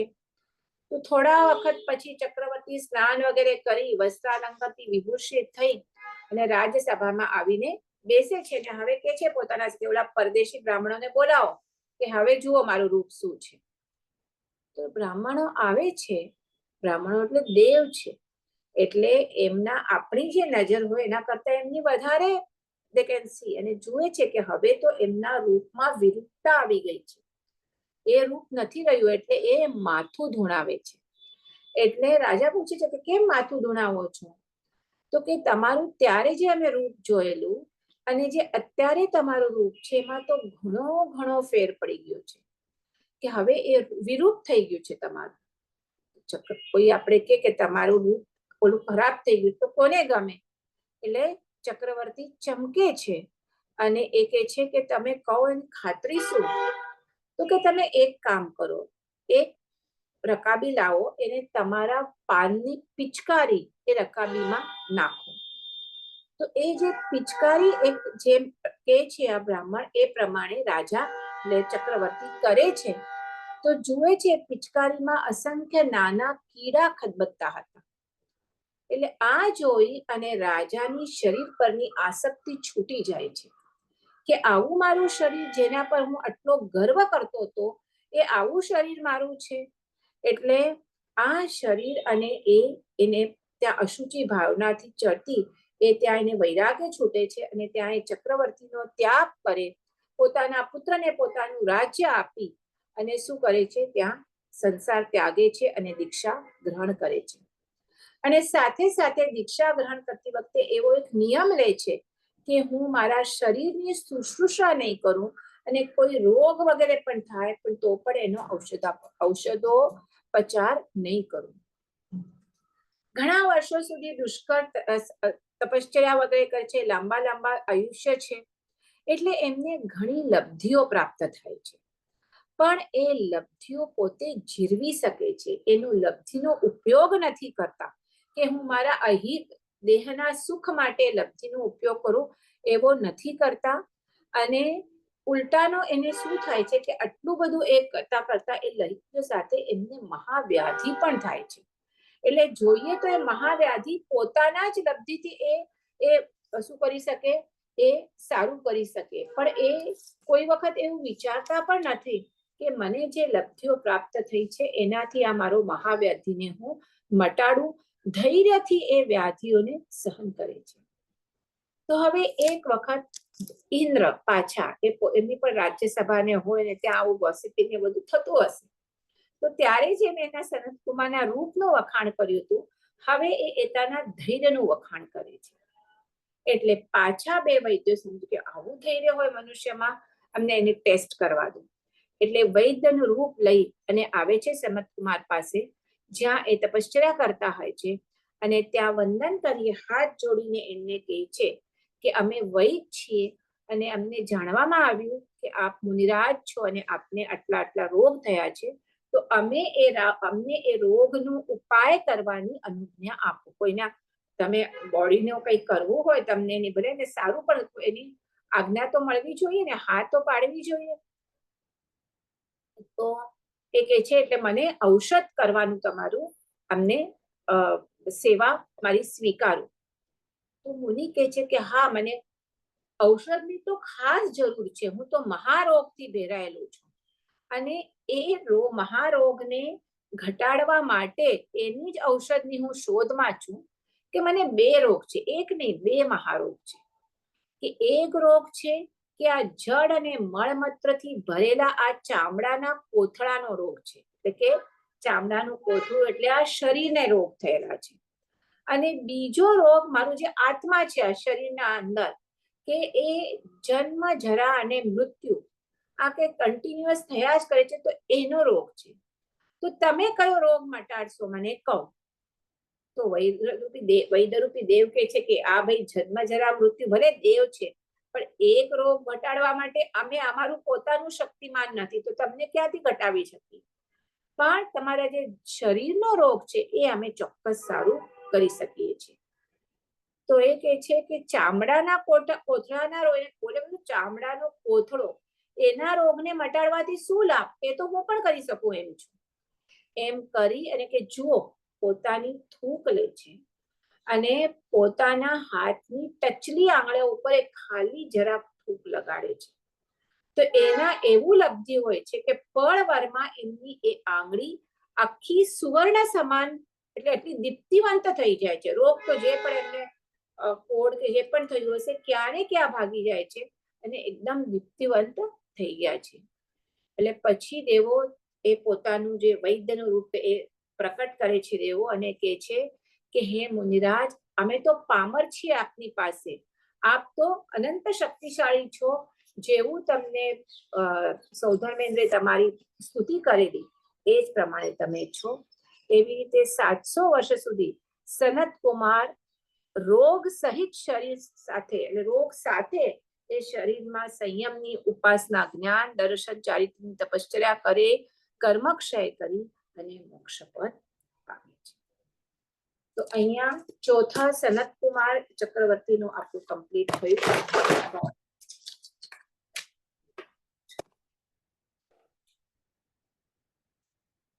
આ બધા અલગ અલગ ચક્રવર્તી માટે મેં આટલી બધી બુકો ખોલી રાખી છે. હવે એના પછી સનતકુમાર નું થઈ ગયું. પછી શાંતિનાથ, કુંથુનાથ અને અરનાથ. આપણા સનતકુમાર કેટલામાં ચક્રવર્તી હતા? ચોથા કે પાંચમા. મધવા અને ચોથા. પછી 6, 6, 7, 8 એટલે શાંતિનાથ, કુંથુનાથ, અરનાથ કે જેમને કેટલા પુણ્યશાળી જીવો હશે કે આટલી ચક્રવર્તી અને એની બધી રિદ્ધિ સિદ્ધિ છોડી દીક્ષા લઈને તીર્થંકર થાય છે. એટલે 8 થયા. હવે 9મા ચક્રવર્તી આવશે મહાપદ્મ ચક્રવર્તી, જે મુનિસુરત સ્વામીના વિદ્યમાનતામાં થયેલા છે. એમની પણ એક આખી કથા છે. હવે 7 થયા. ચોથા સનતકુમાર, 5, 6 ને 7 શાંતિનાથ, કુંતુનાથ ને અરનાથ. મધવા બી થયા ને, મધવા ચક્રવર્તી પણ થયા ને. એક મિનિટ,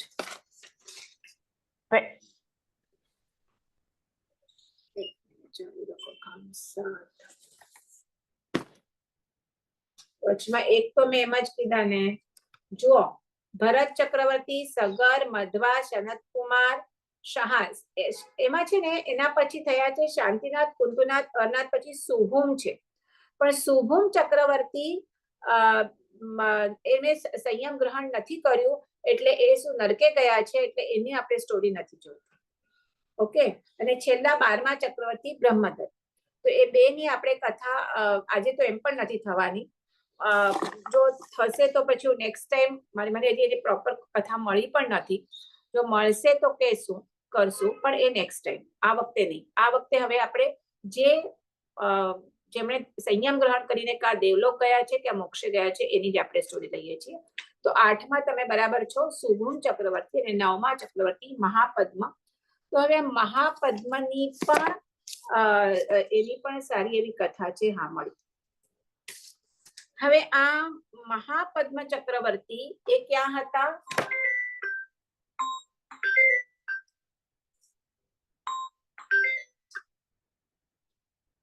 એ મહાપદ્મ ચક્રવર્તી હતા એ હસ્તિનાપુરમાં, અને મુનિસુરત સ્વામીના વખતમાં જ હતા. હવે એમના માતાનું નામ હતું જ્વારારાણી. ઓકે. એમના જ્યારે ચક્રવર્તી ગર્ભમાં આવે છે તો 14 ઝાંખા સ્વપ્ન આવે છે. એના પહેલા, એ જન્મે એના પહેલા બીજા એક પુત્રનો જન્મ થયો હોય છે. એ પુત્રનું નામ વિષ્ણુકુમાર હોય છે, અને આમનું નામ મહાપદ્મ રાખે છે. હવે બે મોટા ભાઈ વિષ્ણુકુમાર અને નાના ભાઈ આ મહાપદ્મ, થોડા એ લોકો મોટા થાય છે ત્યારે ત્યારના જમાનામાં રાજા પણ બધા થોડા મોટા થાય એટલે શું થાય, સંસારથી વૈરાગ્ય પામી અને દીક્ષા લે. તો એમણે પણ સુરત મુનિ પાસે એ દીક્ષા લે છે. નહીં, સોરી, એ દીક્ષા લે છે ત્યારે, અને આ પોતાના કે છે જ્યેષ્ઠ પુત્ર વિષ્ણુકુમારને કે તું રાજા બન. પણ આ જે વિષ્ણુકુમાર હોય છે એ પણ પહેલેથી નાનપણથી એ કોઈ સંસારમાં એને ભોગની રુચિ હોતી નથી, એટલે સુરત મુનિ પાસે એ દીક્ષા લે છે, અને વિશુદ્ધ શ્રમણાચારનું પાલન કરીને એને પણ ઘણી ઘણી લબ્ધિઓ પ્રાપ્ત થાય છે. એટલે હવે કોણ થાય છે રાજા? મહાપદ્મ. થોડો ટાઈમ પછી આ મહાપદ્મને જે છે ચક્રરત્ન ઉત્પન્ન થાય છે, ચક્રવર્તી બને છે, વગેરે વગેરે. આયુષ્ય એમાં જે છે 14 રત્ન, 9 દિધ્યો વગેરે પ્રાપ્ત થાય છે. હવે આ બાજુ શું થાય છે, બીજી એક સાથે સ્ટોરી ચાલે છે. આ મુનિસુરત સ્વામીના શિષ્ય જે આચાર્ય સુવ્રત હોય છે, જ્યાં વિષ્ણુકુમાર જેની પાસે દીક્ષા લીધી હોય છે, એ વિહાર કરતા કરતા ઉજ્જૈની નગરીમાં આવે છે. આ બીજી સાઈડમાં પેરેલલ સ્ટોરી ચાલે છે. હવે એ જ્યારે ઉજ્જૈનીમાં આવે છે ત્યારે ઉજ્જૈનના જે ત્યાંના રાજા હોય છે, શ્રીવર્મા રાજા, એનો પ્રધાન હોય છે નમુચી. તો એને લઈ અને આ આચાર્યના દર્શન કરવા માટે એ આવે છે. હવે આ નમુચી હોય છે એ જૈન ધર્મનો નથી હોતો, પણ એ વૈદિક ધર્મ કરતો હોય છે, અને એને પોતાના જ્ઞાનનું ખૂબ અભિમાન હોય છે, અને સાથે શ્રમણ ધર્મ ઉપર એને નફરત હોય છે. એટલે જ્યારે એ શ્રીવર્મા રાજા સાથે એ સુરત મુનિના દર્શન કરવા જાય છે આચાર્યના, તો એ આ નમૂચી રાજા ઉલટા શ્રમણ ધર્મની ખૂબ નિંદા કરે છે. આચાર્ય જ્ઞાની પુરુષ હોય છે, એટલે એ જુએ છે કે આની સામે આર્ગ્યુમેન્ટ્સ કરવામાં કઈ અર્થ નથી, એટલે મૌન રહે છે. પણ એમના જે એક શિષ્ય હોય છે એમનાથી રહેવાતું નથી, અને એ સામે એના આર્ગ્યુમેન્ટ્સ કરે છે, અને ફાઇનલી એમનો વાદ વિવાદ થાય છે, એમાં નમૂચીને હરાવી દે છે. એટલે જૈન ધર્મનું કે ઉત્તમ છે. એટલે નહીં, એને નમૂચી થોડો અહંકાર વાળો ને એવો હોય છે, એટલે એને હારી જાય છે, એટલે એને ખૂબ ગુસ્સો આવે છે, અને કહે છે કે આ જે મુનિએ મને હરાવ્યું એનો હું બદલો લઈશ, અને રાતના એને મારવા માટે તલવાર લઈને આવે છે. અને બધા જયારે સૂતા હોય છે ત્યારે તલવાર ઉગામે છે ને મારવા માટે, પણ શાસન દેવી ત્યારે જાગૃત હશે એટલે એ એમનો હાથ પકડી લે છે. બીજા દિવસે સવારને ત્યાં સ્તંભિત કરી દે છે, એટલું જ ને એને સ્તંભિત કરે છે. બીજે સ્તંભિત કરે છે એટલે સ્ટેચ્યુ. એટલે બીજા દિવસે સવારના જુએ છે બધા લોકો કે આ નમૂચી આવી રીતે આ મુનિને મારવા માટે આવ્યો હોય છે. એટલે શું થાય છે? ઓફકોર્સ થૂથું થાય છે, અપમાન થાય છે એનું, અને રાજા પણ ત્યાંથી એને કાઢી મૂકે છે. એટલે હવે આ નમૂચી હોય છે કે એ ત્યાંથી પોતાના રાજ્યમાંથી કાઢી નીકળે છે, એટલે ત્યાંથી એ ફરતો ફરતો હસ્તિનાપુર રાજ્યમાં આવે છે. આ હસ્તિનાપુર કે જ્યાં આ મહાપદ્મ ચક્રવર્તી હોય છે. હવે એ પોતે તો બહુ જ હોશિયાર હોય છે, એટલે તો એમનો પણ પ્રધાન હોય છે. એટલે હસ્તિનાપુરમાં આવી અને એ ઓલા મહાપદ્મ ચક્રવર્તીનો વિશ્વાસ પાત્ર બની જાય છે. એટલે ત્યારે હજી સોરી, આજે ચક્રવર્તી નથી હોતો. કોણ? મહાપદ્મ. ત્યારે એ યુવરાજ હોય છે, એટલે એને વિશ્વાસ પાત્ર બને, એટલે પોતાનો એ મંત્રી બનાવી દે છે. મંત્રી બનાવે છે, ને એ દિવસોમાં આ જે હસ્તિનાપુરમાં બાજુમાં એક રાજ્ય હોય છે, સિંહલ રાજ્ય, ત્યાં બહુ જ ઉપદ્રવ હોય છે. એટલે આ યુવરાજ સેના મોકલાવે છે, પણ એ ઉપદ્રવ એનો શાંત નથી થતો. તો આ નમૂચી કહે છે કે મને એક વખત તમે હવે જવા દો. એટલે નમૂચી જાય છે, એને એ જે સિંહલ જે બાજુના જે રાજા હોય છે એને પકડીને લઈ આવે છે. એટલે ઓલો મહાપદ્મ હજી તો રાજાના યુવરાજ છે, ખુશ થાય છે કે તને જે વરદાન માંગવું હોય એ માંગ. એટલે આ નમૂચી તો બહુ ભેજાવાળો કે છે મને હમણાં કઈ વરદાન નથી જોઈતું, મને જયારે યોગ્ય સમય હશે ત્યારે હું માગીશ. પછી ઠીક છે, આ માગી માગીને શું માગશે. પછી અહીંયા મહાપદ્મ ચક્રવર્તી થાય છે, બરાબર છે ને, આટલું બધું એ થાય છે. એટલે હવે અને એ ચક્રવર્તી થઈ બધા 6 ખંડને સાધી અને ક્યાં આવે છે? સમ્રાટ તરીકે ચક્રવર્તી હસ્તિનાપુરમાં બિરાજે છે.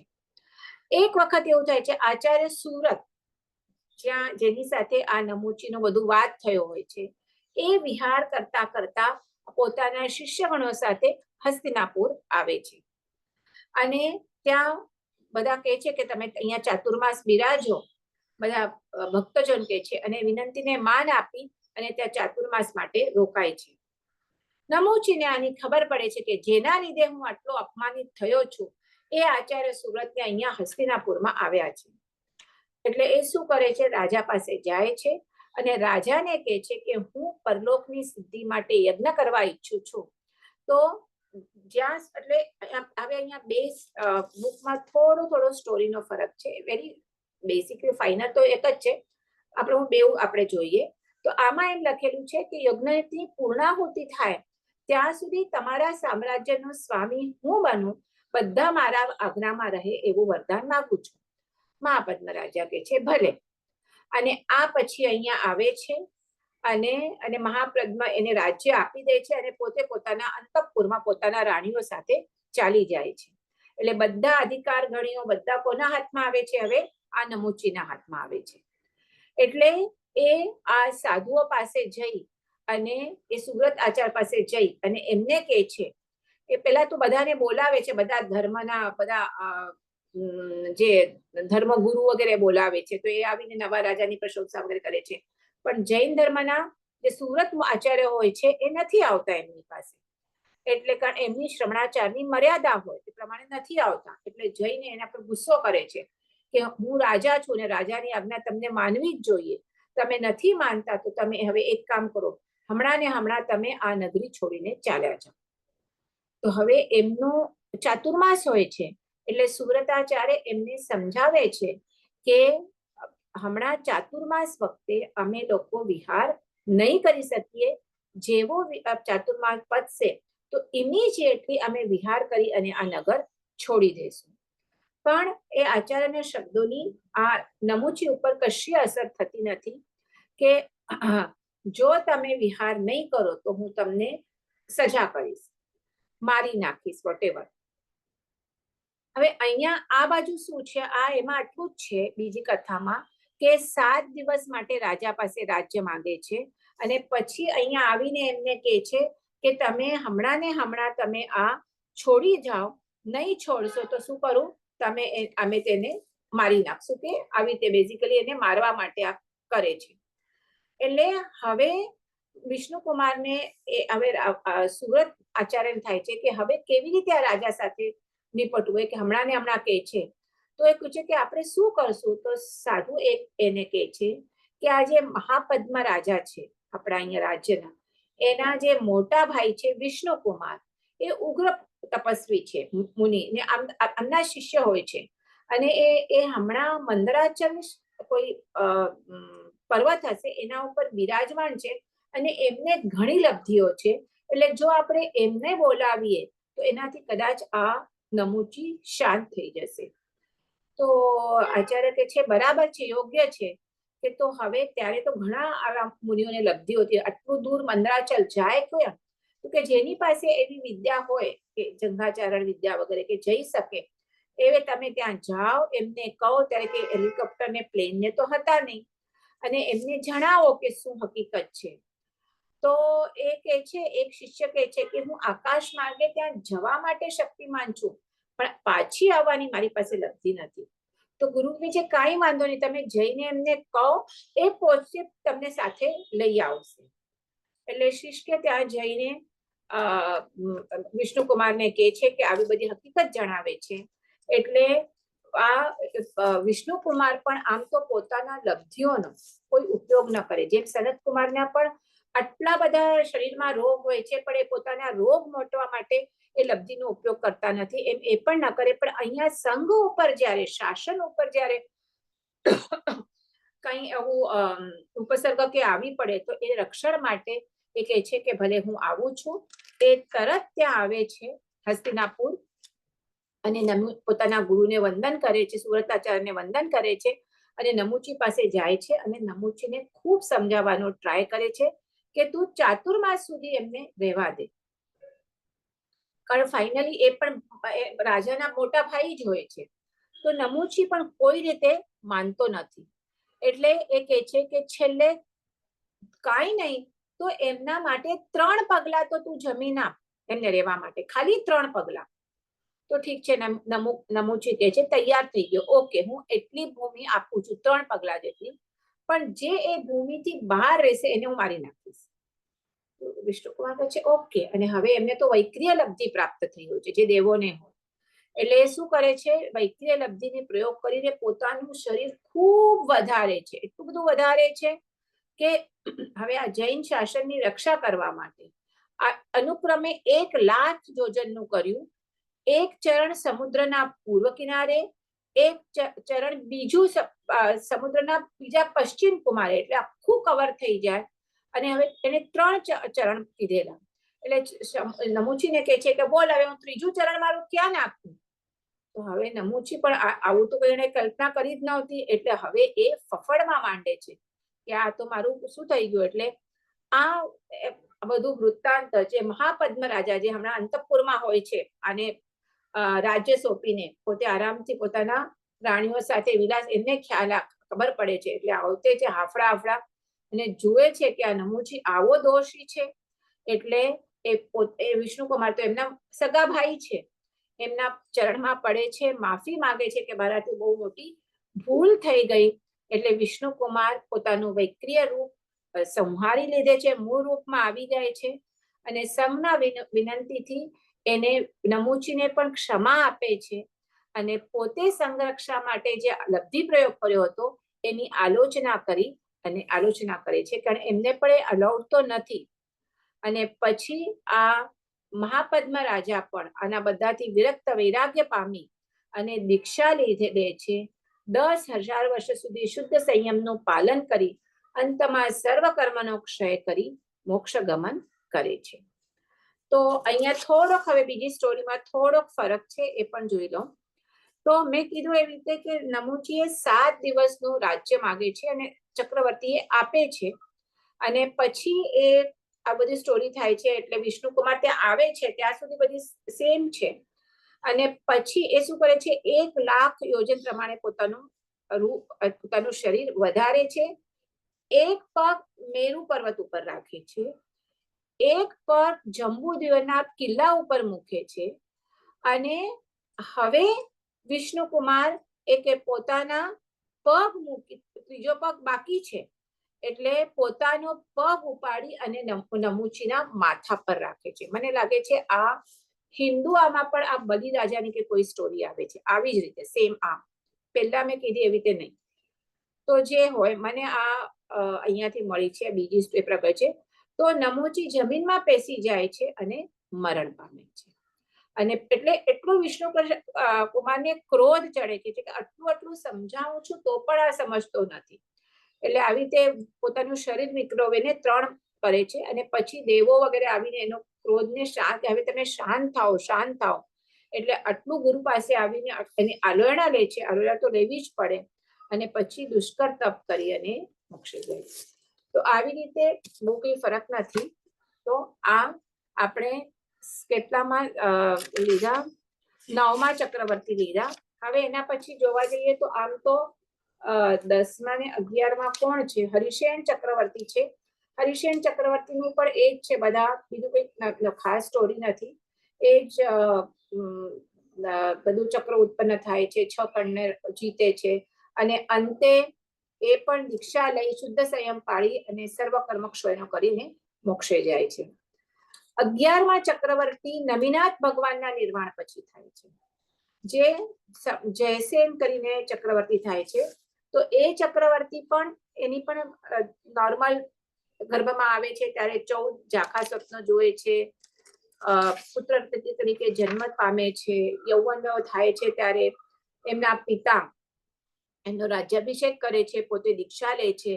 પછી એમના આયુષ્યમાં ચક્ર ઉત્પન્ન થાય છે અને પછી દિગ્વિજય કરવા નીકળે છે. 100 વર્ષમાં આખું બધું દિગ્વિજય કરીને આવે છે.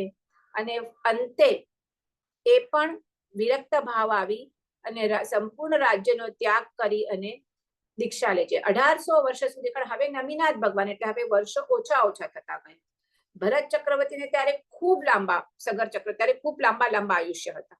હવે નમિનાથ ભગવાન એટલે ઓછા થતા આવ્યા. એટલે હવે 1800 વર્ષ સુધી ચક્રવર્તી પણ રાજ્ય કરે છે અને પછી 400 વર્ષ સુધી સંયમ પાળી અને ટોટલ એમનું આયુષ્ય હોય છે 3000 વર્ષનું. એ આયુષ્ય કર્મ સમાપ્ત થઈ એ પણ મોક્ષે જાય છે, સિદ્ધ બુદ્ધ થઈ અને મોક્ષ પ્રાપ્તિ કરે છે. આવી રીતે આ 11 ચક્રવર્તી આપણે આજે જોયા. અને 12મા ચક્રવર્તી બ્રહ્મદત્ત, એટલે એ કેટલામાં હતા? 7મા કે કયા? શુભમ ચક્રવર્તી અને આ 12મા ચક્રવર્તી બ્રહ્મદત્ત. એ 2 જણાએ દીક્ષા લીધી નહીં. એટલે જે આ ચક્રવર્તીઓનું જે આટલી બધી વિધિ લીધી, આટલા બધા ભોગ, આટલી બધી રાણીઓ સાથે પ્લસ આટલા બધા ભોગ, એના લીધે શું કહે છે, એ એમાં જ આસક્ત રહે છે. એટલે હમણાં એ નરકે છે. જીનાકના વિરુદ્ધ કંઈ બોલાયું હોય તો મિચ્છામી દુક્કડમ. અને અહીંયા આપણે આજે 12 ચક્રવર્તીનું જે છે એ આપણે કમ્પ્લીટ કર્યું. નેક્સ્ટ ટ્યુઝડે એટલે કઈ તારીખ છે? 26 તારીખ છે. એ દિવસે હું નથી, 26 તારીખના. તો નેક્સ્ટ ટ્યુઝડે તો આપણો ક્લાસ નથી. ઇન કેસ જો મને ફાવશે તો હું ગુરુવારના 28 તારીખના લઈશ, પણ નક્કી નથી. જે હશે એ હું ગ્રુપ પર નાખી દઈશ. તો આવી રીતે આપણે 24 તીર્થંકર પરમાત્મા અને 12 ચક્રવર્તીનું કમ્પ્લીટ કર્યું. એના પછી આપણે જોઈએ વાસુદેવ, પ્રતિવાસુદેવ, કારણ એમાંથી અમુક જે છે આપણને ખબર છે. રાવણ છે, કૃષ્ણ છે, શ્રી કૃષ્ણ વાસુદેવ હતા, પ્રતિવાસુદેવ, લક્ષ્મણ હતા, પ્રતિવાસુદેવ હતા, જરાસંધ કે લક્ષ્મણ પણ વાસુદેવ હતો. તો એ બધા હતા, થોડા આપણે ખબર પણ છે. તો એટલે આપણે 63 શલાકા પુરુષનું બેસિકલી છે આપણે કમ્પ્લીટ કરશું. તો નેક્સ્ટ ટાઈમ આપણે એ જોઈશું. જય જિનેન્દ્ર. કોઈને કઈ પૂછવું છે? ઓકે, ઠીક છે. જય જીનેન્દ્ર. Thank you. ઓકે. જય જીનેન્દ્ર. જય જીનેન્દ્ર, થેન્ક યુ. જય જિનેન્દ્ર.